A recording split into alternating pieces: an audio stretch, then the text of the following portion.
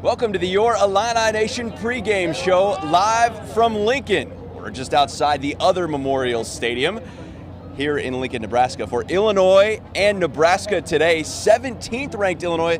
Jeremy, a lot at stake. Bret, Beherns, Jeremy Werner here. A full game lead in the Big Ten West. Man, I don't know about you. I'm still having like a hard time wrapping my head around the fact that Illinois is the Big Ten West leader by a half game coming into today. They control their own destiny to Indy. It's crazy. Yeah, I usually hate using that term, but it is completely true when it comes to this team, because if they win their next 3 games, they clinch the Big Ten West and will play in the Big Ten championship game. And of course, that would set up a monster game, potentially between 2 top 12, top 10 opponents in Michigan. Of course, Illinois can't get ahead of itself. We can, but Illinois can't. They got to take care of Nebraska today. Obviously, a team that fired its head coach, has struggled this season, but they have won a couple games under interim coach Mickey Joseph. They beat Indiana, beat Rutgers. Not 2 wins that are going to make them necessarily a Big Ten West contender in our eyes, but on paper, they're just 1 game back of Illinois. And if they win today against Illinois, it's a 3-way tie between Illinois, Purdue, and Nebraska. So a lot at stake in this game. Even though Illinois is favored by 7.5 points on the road at Nebraska, which is odd to say, this is still a challenge for Illinois. They're 1-1 on the road. This is a tough place to play in front of a sellout crowd. Yeah, sellout, 387 consecutive, dating back to 1962. Pretty incredible what this fan base has done. They are passionate. There's nothing else in Nebraska when you think about it. College football-wise, there's no pro teams. I mean, like, this is it. They love their Husker football. And let's set the stage here because we're rocking the shades. It is a picture-perfect day here. I mean, you can't script it any better than this. Hardly any clouds in the sky. Not sure how it is back home or wherever you are watching us. Live on our app, website, Facebook, YouTube, wherever you're watching. We appreciate you tuning in here as we get set for the game. But I'm excited because it's football weather. It's the end of October. We're covering relevant teams. It's fun. It's what makes our job fun. Yeah, and then for the fans too. This is what they've wanted. And there's so much to play for. Yes. There's so much to play for. You mentioned the weather. It is perfect for anybody who made the trip to Lincoln, all the Husker fans that are here. Maybe people back home are watching it outside, whatever they want to do. But I think Bret Bielema would have loved rain, because the one thing Nebraska does well is they can throw the deep ball. Their quarterback, Casey Thompson, transfer from Texas, really is willing to throw it deep, loves to throw it deep, and Illinois is going up against probably the best wide receiver in the Big Ten West. I was just talking with Martin O'Donnell about this. He thinks Trey Palmer is better than Charlie Jones at Purdue. Trey Palmer is one of the fastest players in the Big Ten, so that's certainly going to be a huge challenge for Illinois. But I think everywhere else, Nebraska faces a huge challenge because Illinois has a lot in the trenches. Of course, Chase Brown, a Heisman contender, and Tommy DeVito playing fantastic football at quarterback. Yeah, and when I look at this matchup, and I'm definitely looking forward to that Trey Palmer, Devin Witherspoon, my eyes are going to be locked on that a lot on the field today, because I think it's just going to be fascinating how they approach that. They play so much man. Will they mix things up? Do they trust Devin Witherspoon to play man on Trey Palmer? But I feel like this is probably the best combination. Nothing against Brennan Armstrong. He just wasn't great in Champaign, and he had some good receivers, Wicks and those guys. I feel like this is the best quarterback-wide receiver combo they've faced yet this year. It's certainly the most talented. And it's great, I think, a great setup for the Purdue game, right? Which, whether Illinois wins or loses this game, that Purdue game is still probably going to be the biggest game in this Big Ten West race. Of course, there's 5 games, and you got to win at least 3 of the 5 to probably win the Big Ten West. But I think it's a great challenge for that. But I do think this Nebraska team has some similarities to Virginia, and they have a different coach calling plays now instead of Scott Frost, which is probably a benefit for them, unlike Virginia. But they can't protect their quarterback. Brennan Armstrong, by the end of the game against Illinois, was just throwing the ball up in the air because he was sick of getting hit. We've seen that with Tanner Morgan. We've seen that with other quarterbacks.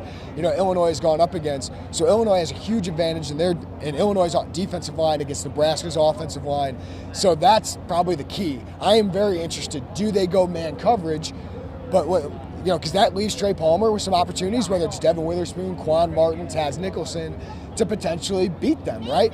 But to get downfield, you have to have time to throw. Yeah. And Illinois' defensive line should be all over Casey Thompson today. And Casey Thompson is one of the Big Ten leaders in interceptions at 8. So I think Illinois is going to have some opportunities, but they are a scary passing offense. Yeah, and I think if I'm a defensive back for Illinois, I'm feasting today. I don't know what you guys put your over-unders on, if you did interceptions or not. I would put it at 1.5 and feel pretty good about the over in that sense. That's exactly what we decided. Okay. Sacks, we set at 4.5. And I took the over in that. I think I would too in that sense. So this is if you limit big plays, I think we know Illinois' defense, like, do they show something exotic against Nebraska, or they just do what they've done? Yeah. And I think Ryan Walters like, okay, you want to beat us one-on-one, we're going to blitz the heck out of you, try and beat us that way. And I trust Evan Witherspoon. I trust Quan Martin to play single-man coverage with Kendall Smith over the top. Yeah, and, you're going to get a high-powered offense. I thought the total, which was 50.5, like, I think there's going to be some points scored today, to be honest. I thought that was a high number. You thought it was a low number. I thought it was low, to be honest, because I do think Nebraska will get some big plays. And I do think that they will be able to score a couple, because Illinois has been a little vulnerable at times this year. I think of Indiana. And the special teams in Minnesota really wasn't that, because that set up that one drive. But, they've had some big play opportunities that have not gone their way, and I do trust Casey Thompson. I think he's a good quarterback, and I think they have something to play for still. At least in their mind, they're still trying to get to that bowl game eligibility. It's not favorable with their schedule. It's probably not likely. Yes, I heard Mickey Joseph this week talk about, well, they are 2-2 in the Big Ten West. Technically, yes, they're still in contention. We all know that that's probably not the case. But I do think Nebraska is hungry, and I think they're going to have something to play for. I don't think just because Scott Frost was fired a month ago that they've given up on their season. No, I think that was the goal of firing him, was to lift this team up and get a different voice in there. And, they are playing. They're fighting. And they're an athletic crew. So, Illinois can't just walk in here. But I don't think this is a team, Bret, that comes in here expecting to just show up and win. Right? I think we've heard game after game, even after winning 3 straight against Big Ten West opponents, you heard Palczewski say, well, we can't rest because then we're going to be put on our butt, right, the next game, no matter the opponent in the Big Ten. And they got tough games coming up. Michigan State's a talented team. Not a good team, but a talented team. Purdue, that's a huge game coming up. Michigan. Northwestern's probably the easiest one you got left, but any of these next 4 teams is capable of beating Illinois if they have a performance like they did against Indiana. But I think this Illinois team also has the chance to dominate a team like Nebraska, right? We've seen them dominate Minnesota. We've seen them dominate Wisconsin. Those teams are better all around than Nebraska. It's just Nebraska's got some explosiveness. Yeah, and I did have a hard time when I'm thinking about in my head, how is this game going to play out? I had a hard time being like, well, I could see it being an Illinois domination. I could also see Nebraska getting some big plays and scoring 14, 17 points, something like that. I do feel like that it could go that way as well because of their explosive playmakers on offense. And so the one thing I don't trust is Nebraska's defense. No. I think the Indiana game was 14-13. That was an outlier in my eyes. They've scored 35 or more 4 times this year. And they've allowed defenses to do that. Or they've allowed opposing offenses to do that as well. So, I feel pretty confident Illinois' offense is going to move the ball today very well. I think this is an opportunity for Barry Lunny Jr.'s offense to have its best day of the season against a Big Ten opponent. I would agree, yeah. Because think of the defenses you went up against. Wisconsin, you scored 34 against. Wisconsin's not as good defensively as they usually are, but you still put up 34 points at Camp Randall Stadium. You scored 9 against the great Iowa defense. Your defense bailed you out to win that game, and Iowa's offense helped. But Minnesota, right? You scored 26 points against them, yet it should have been 40. Yeah. Virginia, you should have scored 40.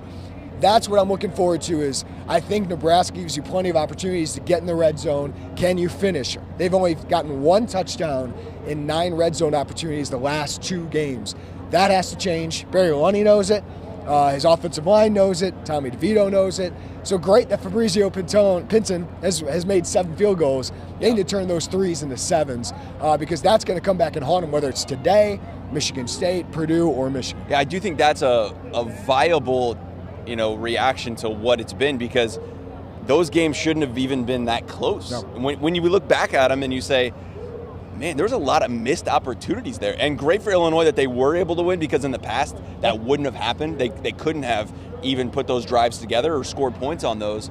How do you think, though, they emphasize that in the red zone? Because they've sustained great drives, and yet in crucial moments it just is not there. How do you even practice that? I just find that fascinating how you approach that as a coach. I asked Barry that, and he said it's a lot of situational. It's emphasizing and saying, hey, we need to cash in here, and that's getting on the field and spending more time in the red zone. Because the difficult part about the red zone is the field becomes so much smaller. The defense has way less space to have to cover. So a guy like Chase Brown, if you can key in on him, it's harder to get him to the outside. He doesn't have as much room because the safeties are brought up, the linebackers are brought up to the line of scrimmage. In the passing game, the tight windows. Like, I thought Illini actually called some really good plays, but the passing game was not able to connect. Brian Hightower was 1 yard deeper than he needed to be, which could have turned into a touchdown. They didn't execute one play on a tight end throw, so I think some play calls are there. But you also want to be able to rely on being able to just pound the rock. Yeah. And Illinois has been so good up front here recently, but where they've struggled is in the red zone. Can Josh McCray, coming back as a big physical running back, 6'1", 240, can he help you in the red zone? Or does Chase Brown, who's not really a pile mover, he makes people miss tackles, and he certainly can break through some tackles, but he's not like a pile mover. Can he add that to his game to help him get some touchdowns for his Heisman campaign? Yeah, I mean, we're 10 minutes in here, haven't even talked about Josh McCray. We both expect him to play today. Yeah. I think he will. Joey asked him multiple times this week, is he going to be on a snap count or whatever else? I would think yes. I mean, he's not going to get out there and get 15 touches, but what's a good number for you where you feel like, okay, you can ease him in a little bit and also get him back? Because he hasn't played since the Wyoming in August. Yeah, this Wyoming season opener. This was kind of always the target week, to give him as much time as possible with the 2 off weeks, especially the last off week. Seems like he's practiced the last 3 weeks. Bret has not been very specific about those things. He's been mentioning Aiden Lawfrey, Reggie Love, and Chase Hayden. I think that's a little gamesmanship so that Nebraska's got to not worry about Josh McCray. I don't know. But if he's healthy, I think 10 touches would be great. Okay. I think just being able to keep Chase Brown fresher, deeper into games, and then again, that goal line area, those short yardage areas, I think that's where Josh McCray can really help you, because Chase Brown's a fantastic back. He's 5'11", 205. Josh McCray's 240 pounds with thick thighs, all that stuff. So I think it's just another weapon you don't have, and certainly I think Illini might lean on that a little bit more in the red zone, keep it more simple. Yeah, and maybe that's another compliment and answer to the red zone issues. Yep. We've talked about this on the pregame show before. We both feel like they would have wanted Indiana had Josh McCray been there and you had another option.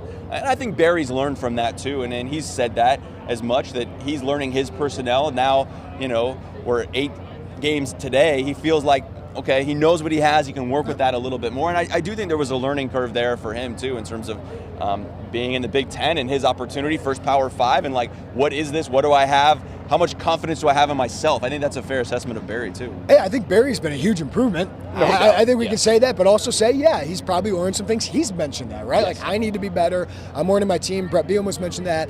And Ryan Walters went through the exact same thing last year. The first 3 games for the Illinois defense, especially those middle 2, against Virginia was awful. UTSA was awful. Yeah. He learned a lot about his team, switched up some personnel. I think you've seen the offense really improve when healthy with Tommy DeVito the last couple weeks outside of Iowa when he wasn't healthy. So I think you're seeing him improve as a play caller because he's just more comfortable and he knows his personnel a lot better. No doubt. Chase Brown, a Heisman candidate, that's still kind of weird for me to say as well. But if he continues his 100-yard streak today, Illinois is pushing that, no doubt about it. They've created a website on partial from theirs. They want to push that because it's positive pub for the program. And I don't think it's just like wishing. I mean, I've seen some more national love for Chase Brown the last couple of weeks. And look, if he continues to have 100-plus yard games, there's no reason to me why he can't, in November, be a top 10 name in the country for the Heisman. Yeah, I think it's a long shot that he wins it because C.J. Stroud is having a fantastic year. Hendon Hooker's having a good year. Bryce Young could get his way back into the mix here. Blake Corum at Michigan has more touchdowns, right? And he's playing for a college football playoff contender.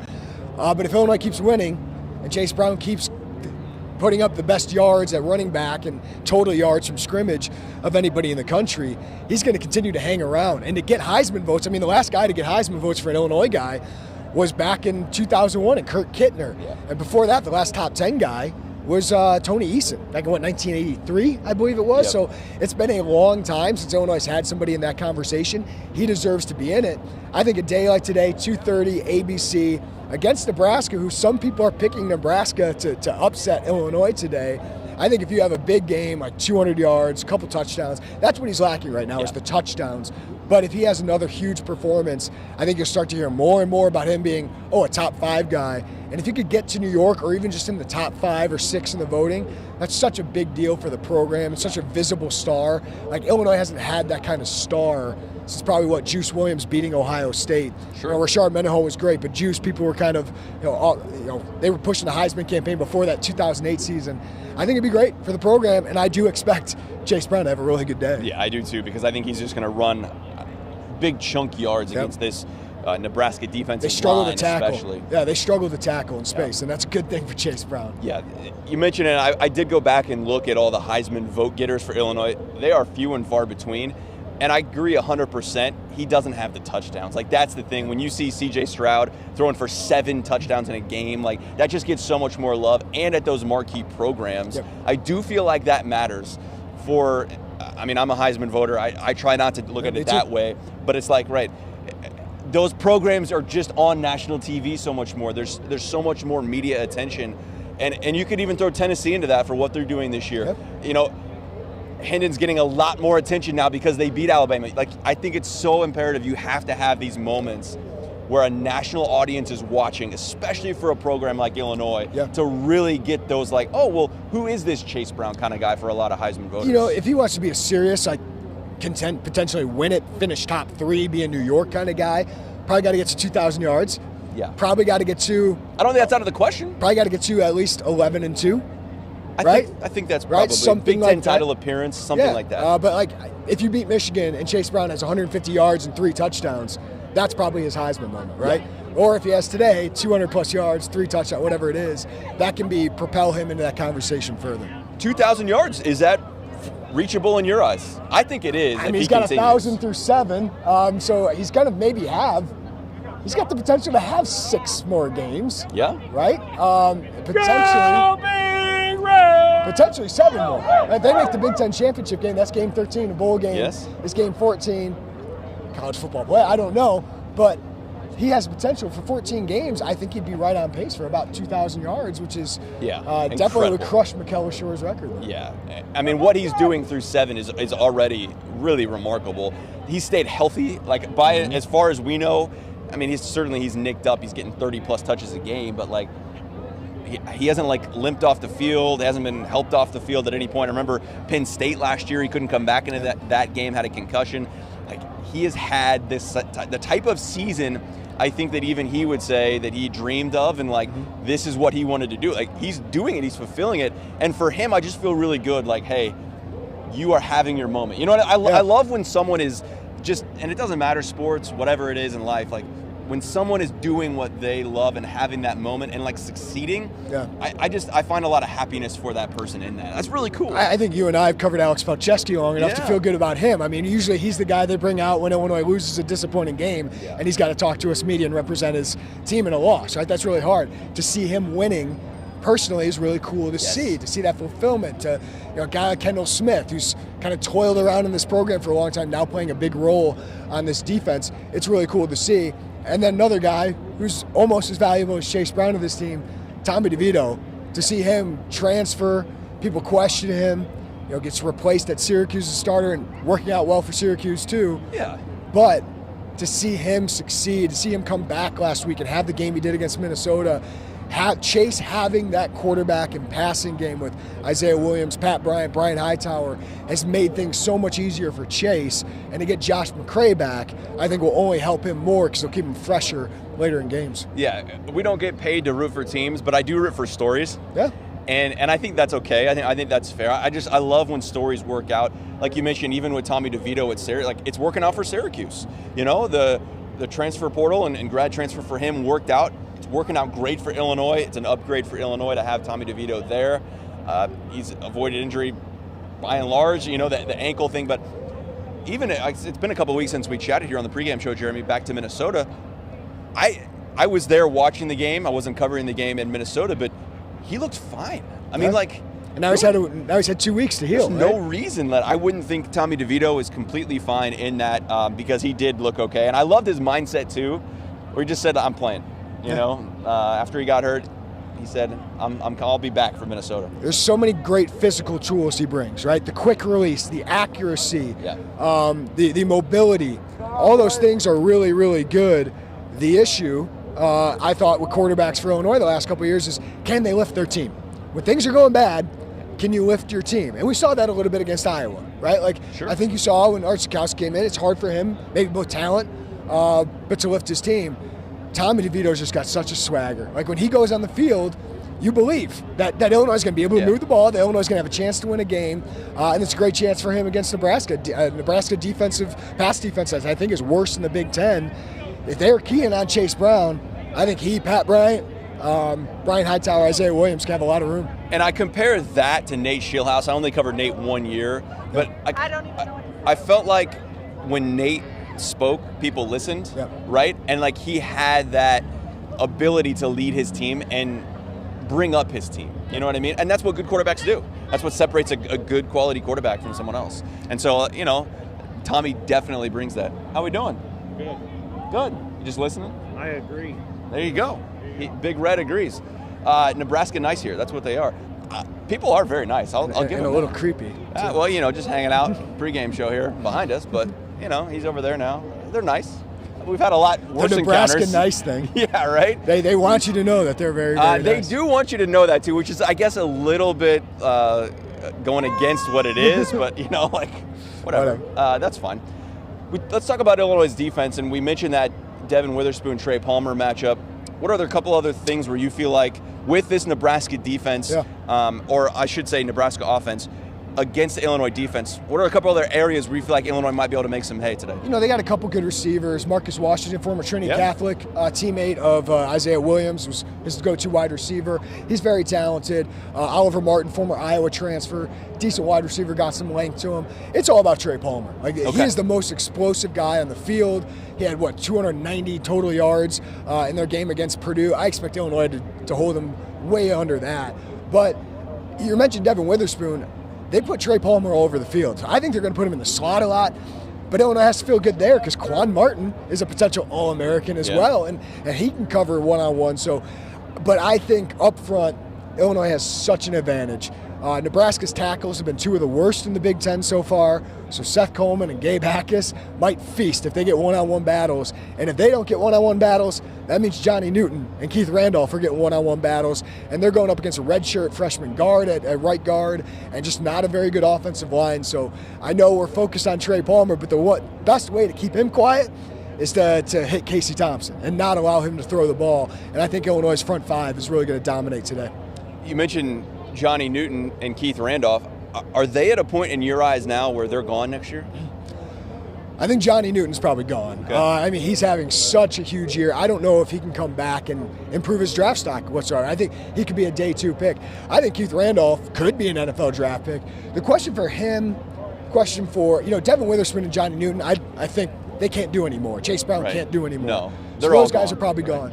The question for guys like Johnny Newton, Seth Coleman, Isaiah Adams, I think the offensive lineman who's had a fantastic year, is can they go from a day 3 pick, undrafted free agent, to a day 2 pick next year? Illinois thought Kirby Joseph should have come back, but Kirby exceeded their expectations. I think that worked out for Kirby all right. Yeah, he was a day 2 pick, but there's such a huge money difference in doing that. But Kirby made the right decision for him. It'll be very interesting to see how these guys play out. But that's the downside of being good, is you have guys go to the NFL, but the good part of that is recruits, what do they want to do most? Sure, they want to win college football games. They want to go play somewhere that's fun. They want to get to the NFL. So if you can prove you can develop NFL defensive linemen, NFL defensive backs, NFL offensive linemen, running backs, all that, people are going to want to come and play here. Do you feel good about where the class is at right now? Added 3 in a week. That's at least numbers-wise positive from where they were. But overall, how do you feel like this class is shaping together? Obviously with Malik Elzy and Jair Hill still out there. Yeah, I think a lot of what we think about this class will be determined by Malik Elzy, a 4-star Chicago Simeon recruit, and Jair Hill, a 4-star defensive back who's considering Michigan. That's Illinois and Michigan. If you can win those two and get 3 of the top 5 prospects in state, along with a Caden Fagan, to get a kid out of Chicago, to get a kid out of Kankakee, to get a kid out of Atwood, Illinois, right? Like you would That's the sell. Right? Yes, that would be all you'd hear about in the class if they get 3 out of 5. Yeah, that class for Illinois might be top 45, right? Okay. Who cares? Sure. You would have 3 of the top 5 in-state kids. You have a staff that has shown it can develop players, evaluate players, whether it's Gabe Hackus, guys like Matthew Bailey. They can find some of those under-the-radar guys. But if you can start winning some of those more prime-time recruitments, that would be about as ideal of a class if you can get 3 of those top 5 kids. So I think they're recruiting well. They're identifying needs. I think they evaluate really well. But they still got to land more of those premier guys, and they're winning at a good time to do it, right? Yeah. And I think in-state they're going to continue to get better and better. But if you can get Malik Elzy and Jair Hill on board in this class, this would be the best class in a really long time for Illinois. If you could only get 1 out of 2, which one would you take? Oh, I don't know if you can pick. I think they're in a better position. Which one do they need more? Receiver or defensive back? I think Jair Hill would probably make a more immediate impact because you lose so much in the secondary, right? Sure. Jair's 6'3", 190 pounds. Malik Elzy could play right away, but next year you get Pat Bryant back, Brian Hightower's back, Casey Washington's back. So you have some guys that I think Malik would play right away. I can't answer that question because somebody will clip it up and get mad at me. No, I know. But either Put you on the spot. Either of those guys could make an immediate impact. Either of those guys walks into the program as a potential NFL prospect. Sure, and that's a next level. Like, it doesn't matter, and even if they only get 1 out of 2, I think they would still feel very good about where they're at and at that. And you're competing with a Michigan, right? Yep. Like, that's just speaks alone to where this program is at right now and how far they've come in Bielema's short time here. All right, let's wrap it up here as we get ready for the game. 2:30 kickoff on ABC. Illinois, quite honestly, has not played very well in the last decade on national television. I don't have a stat. I just know that it hasn't been well. Last ABC game. Well, except for Penn State. I don't know if they played well. Overall, okay, yeah. Josh McCray played well. The offensive line played well. That was true. And the defense played well. The passing. Would this be the second? They haven't played on national TV yet this year, right? Not network. Not the broadcast networks, yeah. So this would be the second straight network win if they can do that. And I would imagine they have some more of those games coming up. I would think so. And most of them are going to be the 6-day pick. I've had a lot of people ask me, hey, what time's the Michigan State game? They flex that out till we'll find out Monday.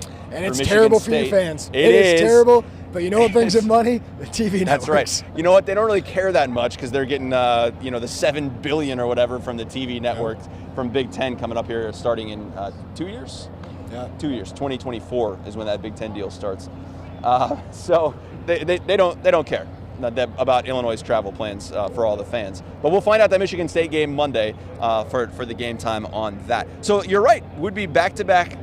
That game was ABC as well, I believe.